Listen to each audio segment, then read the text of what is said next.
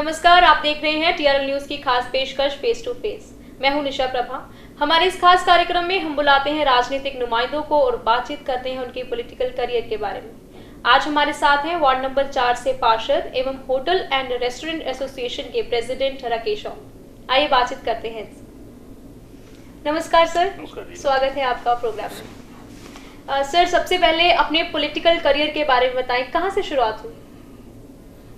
सबसे पहले तो मैं अभी जो इलेक्शन हुए पिछली बार एमसी के, उसमें मैं 4 नंबर वार्ड से बीजेपी की सीट से इलेक्शन लड़ा था जी।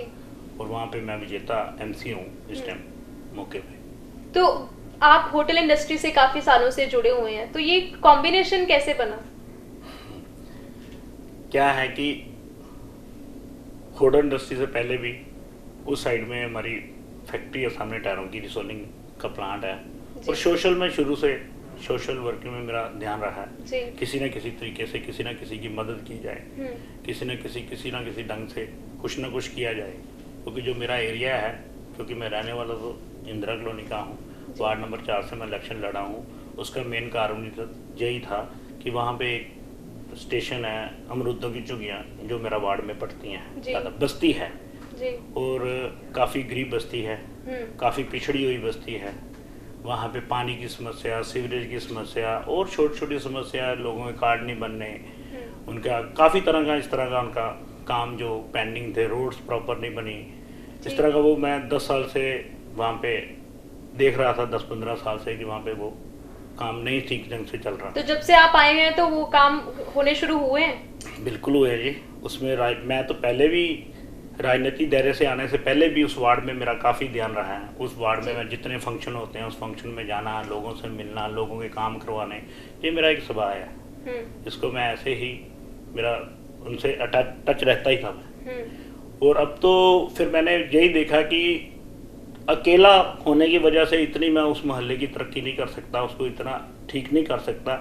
राजनीतिक दायरे के अंदर आने के बाद उसको कई तरह की सपोर्टें मेरे को भी मिल जाती हैं सरकार की तरफ से, जितने कार्ड्स हैं, कोई बेनिफिट्स हैं, कोई इंश्योरेंस है, कोई बीपीएल कार्ड वालों के कनेक्शन जैसे दिए हैं। फिर मैंने सोचा कि क्या राजनीतिक दायरे में जाके इनकी सेवा उसी ढंग से की जा सकती है, क्या मैं अपने आप में खुश हूँ राजनीतिक दायरे में जाने के बाद इनका ध्यान रख सकता हूँ। तो फिर मैंने सोचा कि हाँ, उसका रास्ता एक सही रास्ता है, क्योंकि सरकार जो हम बेनिफिट जो दे भी पाएंगे कुछ अमाउंट के, 10-20 हज़ार, 50 हज़ार, लाख, कोई एक फिगर होगी, इतने फंड से ही मैं उनकी सेवा कर पाऊंगा। तो जो सरकार जुड़ जाती है फिर तो लाखों का फंड, कई तरीके से फंड, कई ढंग से फंड आते हैं। उसका मेन कारण यही था मेरा राजनीति में आने का। पठानकोट में अब तक विकास कार्य जितने भी हुए हैं उसको आप कैसे देखते हैं? मेरे ख्याल से जो मेरी सोच थी, वैसे तो सोच में थोड़ा सा मैं लगभग पठानकोट 40 से 50 साल एडवांस हो गया जी। जिला कॉरपोरेशन बनने के बाद शहर के अंदर इतनी बड़ी तरक्की और इतनी बड़ी हलचल हुई है, वो ना आज तक किसने देखी है, तो ना कभी देखी होगी। अगर आप दोबारा पार्टी सत्ता में आती है तो ऐसा कौन सा काम है जो आपका प्रायोरिटी रहेगी कि हाँ, ये अपने अगले टर्म में अगर आपको मौका मिलता है तो आप ये करवाएंगे? आज तक की हिस्ट्री में पठानकोट को जितने फंड मिले हैं, 2 करोड़, 3 करोड़, 4 करोड़ की फिगर रही है। अभी जितने फंड मिल रहे हैं वो 20 करोड़, 10 करोड़, 8 करोड़, इतनी बड़ी फिगरें आ रही हैं। और मेरा ख्याल है कि जो हमारा नेक्स्ट स्टेप होगा, जो मैंने महसूस किया है, लेकिन हमारे जो बड़े नेता हैं वही बता पाते हैं कि ये कहाँ तक उनको क्या है। मेरे को लग रहा है कि अगला हमारा जो स्टेप रहेगा अगले 5 साल में, हमारा सबसे पहले तो फ्लाईओवर बनाने का प्लानिंग है। वहाँ पे तकरीबन 1000 करोड़ रुपए का एक फ्लाईओवर रेडी होता है, जो हमारी ड्राइंग के हिसाब से जो सोचा हुआ है। किस एरिया में आप फ्लाईओवर की बात कर रहे हैं? मेरा ख्याल है गांधी चौक से चलेगा, स्टेशन से चलेगा, वो आगे जाएगा, लास्ट में टी टाइप का कोई ऐसा ड्राइंग है जो प्लानिंग में है, अभी वो ऑन लाइन में नहीं आया। लेकिन नेक्स्ट हमारे पास बड़े काम तो, छोटे काम तो सारे कंप्लीट हैं। छोटे कामों के लिए मेरा ख्याल है कि और पैसे की जरूरत शायद ही पड़े। लेकिन अगर गांधी चौक से मुझे यहाँ तक भी आना हो तो सड़कों पर गड्ढे ही गड्ढे हैं, तो वो जो काम है वो कौन करवाएगा? नहीं, आपको ऐसा गड्ढा कोई दिखेगा नहीं। मैं अभी वहीं से आ रही हूँ। किसको गड्ढा बोलते हो मेरे को पता नहीं चला, लेकिन मैं तो उसी रोड से निकलता हूँ। रोड्स वगैरह तो हमारी काफ़ी अच्छी हैं, रोड्स के ऊपर जितना पैसा लगा है अभी इतना लगा नहीं। और क्वालिटी देखो, जितनी बढ़िया क्वालिटी की अभी रोड्स तैयार हो रही हैं, शायद ही कभी तैयार हुई हो। मोहल्लों में जाके देखो, रोड्स जाके देखो। जो कॉलेज हाल ही में बना है पठानकोट में, उसको लेकर भी बीजेपी एक उपलब्धि मानती है कि हमने एक अचीवमेंट की है, तो उसको लेकर भी लोगों में भ्रम की स्थिति है कि ये सरकारी कॉलेज है या रीजनल कैंपस है, या कुछ कह रहे हैं कि ये यूनिवर्सिटी कॉलेज है। इसको आप थोड़ा क्लैरिफाई करेंगे हमारे व्यूअर्स के लिए? देखो जी, लोग जो मर्जी कहें जी, सबसे बड़ी बात तो ये है कि वहाँ पे हमारे पास 1400 सीट थी जी, और आपको पता ही होगा कि शायद ही हिस्ट्री में पंजाब में या हमारे इलाके में ऐसा लिखा हो कि 1 महीने में 1.5 महीने में 1400 सीट भरने के बाद क्लोज का बोर्ड लगा हो। क्लोज का बोर्ड किसी कॉलेज में आपने देखा नहीं होगा। आज भी अब जितने बड़े इतने बड़े कॉलेज खुले हैं, उनको भी चिंता है स्टूडेंट कहाँ से लाना है।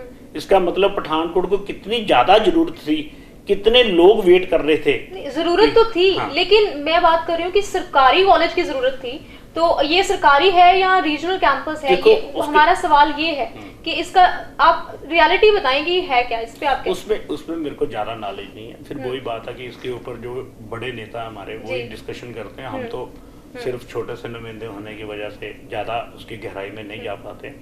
लेकिन ये तो बात पक्की है कि शहर को जरूरत थी और उसमें कुछ है जो प्राइवेट लोग भी छोड़ के कॉलेज, मेरा ख्याल है कि जो सुनने में आया 7,000 रुपये साल की फीस है। पठानकोट में कोई ऐसा कॉलेज नहीं हो 7,000, 25 से 30,000 रुपये लगता है। देखो, हमें 7,000 और 25 साल में फर्क तो हमें कम शायद दिखे, मेरे जैसे को कम ही दिखे, फर्क को ज्यादा फर्क नहीं है। लेकिन जो गरीब जनता है, जो 5,000 आदमी पे लेता है, उसकी 2-3 बेटियां हैं, 1-2 बेटे हैं, वो उसको पढ़ाना है, उसके लिए कितनी बड़ी चीज बनी है जो उसको ही पता है। बाकी जो लोग उसके ऊपर बयानबाजी करते हैं, वो अपनी राजनीति चमकाने के लिए कुछ भी बोलते हो, मैं कह नहीं सकता। शहर को जरूरत थी और शहर के अंदर उसको बनने का फायदा हुआ है। 1 महीने के अंदर 1400 सीट भर गई और क्लोज का बोर्ड लगा, इससे बड़ी खुशी मेरा नहीं ख्याल किसी को। मौजूदा विधायक अश्विनी शर्मा, उनके प्रयासों से ये, उन्होंने कहा है कि मेरे प्रयासों से ये कॉलेज जो है वो सिरे चढ़ा है। तो इसको कितने, अगर आपको नंबर देने हो विधायक को उनके विकास कार्यों के लिए, तो 10 में से आप कितने नंबर दोगे? देखो, विधायक जी ने जितने काम किए उसको 10 में से 10 भी कम ही है। 10 से तो मैं हूँ तो 11 भी दे दूँ। वे काम की उनकी फास्ट और स्पीड और जो सोचते हैं वो करते हैं। देखो, ये इस पे कोई शक नहीं है। आम पब्लिक तो बोलती है कि इतनी उपलब्धियां हुई, इतने काम हुए, 16-17 काम हुए हैं हमारे, इतने बड़े काम हुए हैं, करोड़ों की बिल्डिंगें बनी हैं शहर के अंदर, पहले नहीं कभी बनी, अभी बनी है। और बाकी भी जितने भी राजनीतिक दायरे हैं ना, वो मीटिंग में, पार्टी में उनका कहने का मजबूरी है, लेकिन घर में बैठ के अपनी फैमिली के साथ बैठ के डिस्कशन करेंगे तो वो अश्विनी शर्मा जी को 100 में से 100 नंबर देंगे, उसमें कम दे नहीं सकते। लेकिन राजनीतिक तौर से उनकी मजबूरी होती है कुछ ना कुछ एंटी बोलना, कुछ ना कुछ बात करनी, वो करते हैं, वो करते जाएंगे, वो अपना काम करते जाएंगे। मोदी जी अपना काम कर रहे हैं, अश्विनी शर्मा जी अपना काम कर रहे हैं, काम चलता रहेगा। बातों का सिलसिला यूं ही चलता रहेगा, आप देखते रहिए फेस टू फेस। मिलते हैं एक छोटे से ब्रेक के बाद। Modern Sandeepni School is boarding cum day boarding school with 18 years of experience. School has a wonderful sports infrastructure. School is fully equipped with ultra-modern labs, hostel, transport and mess facilities. For admissions, please contact Modern Sandeepni School, Pathankot.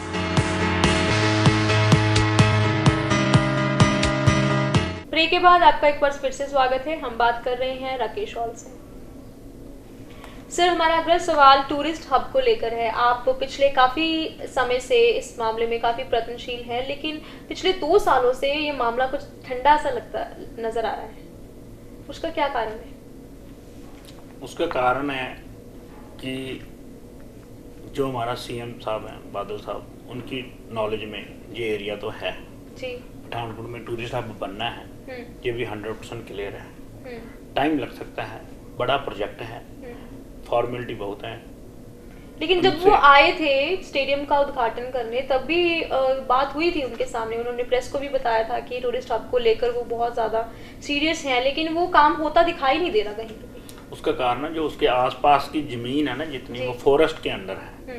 Forest के लिए इन्होंने सारी drawing तैयार करके forest department को और भी जितने डिपार्टमेंट उसके साथ अटैच हैं उनको उन्होंने ड्राइंगें भेजी हुई हैं कि फॉरेस्ट के एक्ट काफ़ी हैं, वो एक्ट से बाहर आए और ज़मीन लोगों तक पहुँचे। तो एक्ट से बाहर आएगी तो ही लोग उसको डेवलप कर पाएंगे ना। और बाकी उसके साथ 4 पॉइंट उन्होंने बनाए हैं, इसके नाम ABCD 4 पॉइंट रखे हैं डैम के ऊपर, जिनके ऊपर तकरीबन जो मेरे ध्यान में है, एक है 102 एकड़ का, एक है 173 एकड़्स, एक है कोई 22 एकड़्स, एक है खाली 73 एकड़्स। ऐसे 4 हब्स हैं, 4 पॉइंट्स हैं, चारों नुकरों के ऊपर उन्होंने पॉइंट बनाए हैं जिसको डेवलप करने के बारे में सोच रहे हैं। क्योंकि उसको ज़मीन तो बहुत है, उसके साथ और बहुत ज़मीन है, लेकिन डेवलप करने के लिए एक बड़ा प्रोजेक्ट है, वो इसको छोटे लेवल पे बनाना चाह नहीं रहे कि वो उसको जल्दी कटेंगे, जल्दी दे दें लोगों को, तो वो फंस जाए, उसके ऊपर पार्किंग की समस्या, लोगों तक पहुंचने की समस्या ऐसी ना आए। जो मैंने इनकी मीटिंग चंडीगढ़ भी जाके अटेंड की थी, टूरिस्ट हब के ऊपर ही उनकी मीटिंग थी, तो उसके ऊपर उन्होंने एक मॉडल बनाया हुआ है इस एरिया का, जहाँ पे उन्होंने डेवलप करना होटल इंडस्ट्री को और टूरिस्ट के लिए वाटर स्पोर्ट्स गेम्स बनानी है। तो वो एरिया उसके ऊपर तो दिख रहा था, तो एक रोपवे का भी वहाँ पे सिस्टम बनाया हुआ है उन्होंने, तो लेकिन उसको टाइम तो लग सकता है क्योंकि इतना बड़ा प्रोजेक्ट है। उसको प्रोजेक्ट को वो पंजाब में हिंदुस्तान के ऊपर नहीं उन्होंने उसको देख रहे, वर्ल्ड लेवल के ऊपर सबसे बड़ी जो चैन है जो उसको चलाती है या उसको बनाती है, उसके ऊपर वो उसके सर्वे चल रहा है। तो लोकल लेवल पे अगर बात करें तो आजकल शिकायतें मिल रही हैं कि लोगों को वार्डों में पीने का पानी नहीं मिल रहा है, साफ पीने का पानी, सीवरेज की मिला हुआ पानी, ये समस्या लोगों ने बताई है। इस पे आप क्या कहेंगे? साफ पानी तो बुनियादी जरूरत है, वो तो मिलना ही चाहिए। देखो, इतने साल से सिस्टम हमारा चल रहा था, उसके ऊपर पहले किसी तरह का कोई वर्क हुआ ही नहीं था। तो सारे वर्क नए सिरे से होने वाले थे, कॉलोनियाँ बन गई, डेवलप हो गई, सब कुछ हो गया, उन्होंने काम किया ही नहीं और उसके ऊपर केयर की ही नहीं। उसकी वजह से क्या हो गया, अभी तो हमने, आपको पता ही होगा शायद, 18 पंप ट्यूबल जो हमारे बोर हैं वो नए पास हो गए पठानकोट में, यही समस्या हल करने की वजह से। पहले टैंकियां होती थी, पानी चढ़ गया तो मोहल्लों में चला गया, अब तो डायरेक्ट इंजेक्शन है, डायरेक्ट नीचे से लेते हैं, डायरेक्ट निकाल दे देते हैं। उसकी वजह से भी पानी पूरा नहीं हो पा रहा था, उसके लिए हमने 18 पंप नए अभी पास हुए, नए बोर। तो ये जो पास हुए ये इलेक्शन से पहले मिल जाएंगे जनता को, या ये बाद में अगली टर्म में ही लाने का आपका योजना है? देखो, हम कोई भी काम हम करते हैं या हमारे बीजेपी पार्टी करती है, इसका एक अलग सा स्टाइल है काम करने का। खाली हम राजनीतिक तौर से हम देश को या अपने शहर को या अपने मोहल्ले को हम उस तरीके से नहीं चलाते। हम आज से 10-15 साल पहले भी राजनीति में है थे या नहीं थे, लोगों की भलाई के लिए काम करते थे, आगे भी यही करेंगे। हमारी सरकार हो, दूसरी सरकार हो, हम चलाएं, जैसे भी चलाएं, वो कंटिन्यूटी हमारी बनी रहेगी और उसको रेगुलर बना के हम उसको मेंटेन रखेंगे। सर, पार्षदों का वेतन नहीं मिला है कि पिछले कई महीनों से, ये हमें सुनने में आ रहा है, इस पे आपका क्या कमेंट है? जो मेरा पर्सनल ध्यान है कि मैंने तो कभी इस पे गौर किया नहीं, तो ना ही मेरे को लंबा चौड़ा इसके बारे में नॉलेज है, लेकिन मेरा ख्याल है कि स्मूथली सब ठीक चल रहा है, पेमेंट टाइम टू टाइम हो रही है, ऐसा दिखने में तो ऐसा ही आ रहा है। नहीं सर, हो सकता है आपको ज़रूरत ना पड़ती हो देखने की, लेकिन ऐसे कई हमें सुनने में आया कि सैलरीज जो है वो 7-8 महीने से पेंडिंग है, तो जो काम वो कह रहे हैं कि हमें जेब से भी करवाने पड़े तो हम नहीं करवा पा रहे हैं। देखो, जो हमारे तो बीजेपी के जीते हुए जितने भी एमसी हैं, उनकी तो एक ही कोशिश है, एक ही डिमांड है, एक ही जोर है कि शहर में सारे काम टाइम टू टाइम हो जाएं, लोगों को फैसिलिटी पूरी मिल जाए, लोगों तक पानी, सीवरेज, सड़क सब बन जाए। सारा मेरा ख्याल से हमारा ध्यान तो हमारी जितनी मीटिंग होती है इसके ऊपर ही लग जाता है। पे के बारे में तो किसी ने कभी अभी तक तो मेरे नॉलेज में ध्यान में आया नहीं, बाकी जो उसके ऊपर डिपेंडेंट है उनको नहीं मिली, तो उसके बारे में मैं कह नहीं सकता। सर, चाहे सरकार कांग्रेस की हो चाहे बीजेपी की हो, लेकिन पठानकोट में यूथ के लिए एम्प्लॉयमेंट का कोई भी अभी तक विकास कार्य या आप कहो कि इंडस्ट्री कोई नहीं लेके आया है, इस पे आपका कमेंट जरूर चाहूंगी। देखो, शुरू से यदि मैं तकरीबन आज से 3 साल पहले होटल इंडस्ट्री एसोसिएशन का प्रेसिडेंट बना था, मेरी तब से यही कोशिश थी कि पठानकोट में होटल इंडस्ट्री आए, क्योंकि पठानकोट मेरा ख्याल है कि बना ही इसीलिए है टूरिस्ट के लिए, क्योंकि जहाँ से तकरीबन 50,000 आदमी डेली टूरिस्ट क्रॉस करता है, जो वैष्णो देवी जाता है, जी अमरनाथ यात्रा, मणिमहेश यात्रा, धर्मशाला, कांगड़ा, जी। मकलोडगंज, ये सारे एरिया हमारे से निकलते हैं। और जहाँ से शुरू से मेरी कोशिश यही रही है कि जो टूरिस्ट हब बने, और टूरिस्ट के लिए जहाँ पे होटल्स बने तो ऑटोमेटिकली यूथ के लिए वो निकलेगा, इनका यूथ को मौका मिलेगा जॉब का। तो सर एक मुद्दा तो हो गया एम्प्लॉयमेंट, दूसरा बड़ा मुद्दा ड्रग्स का है। इस वक्त पंजाब पूरा ही इसकी चपेट में है, लेकिन बीजेपी अकाली गठबंधन इसको मानने को तैयार नहीं है, ये नकारते हैं कि कहीं भी नहीं है ड्रग्स। इस पे आपका कमेंट क्या है? क्या आप मानते हैं अपनी पार्टी का, जो आपकी पार्टी का रुख है उससे आप तारुफ रखते हैं? क्या वो सही कह रहे हैं?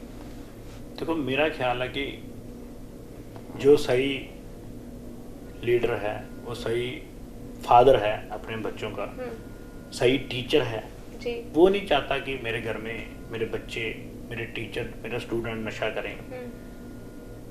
तो यदि कुछ ऐसा चल रहा, देखो कोई बात चल रही है तो कुछ ना हो सकता है, किस लेवल पे कुछ हो, लेकिन आप ये नहीं कह सकते कि उसके लिए काली बीजेपी सरकार या कोई भी सरकार, मेरा नहीं ख्याल। नहीं, हम सरकार को जिम्मेवार नहीं ठहरा रहे, लेकिन हम कह रहे हैं कि वो मानने को क्यों तैयार नहीं है कि नहीं है।